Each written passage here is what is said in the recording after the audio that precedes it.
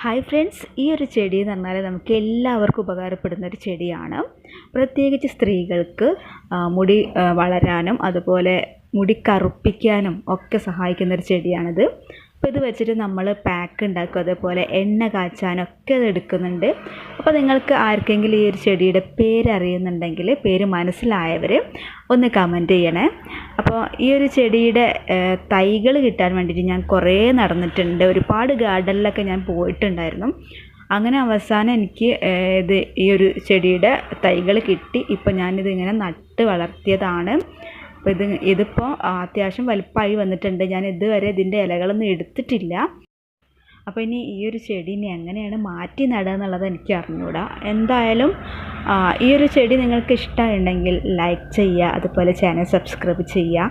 നിങ്ങൾക്ക് ഉപകാരപ്പെടുന്ന വീഡിയോസൊക്കെ ഈ ഒരു ചാനലിലുണ്ട്. Okay, by, thank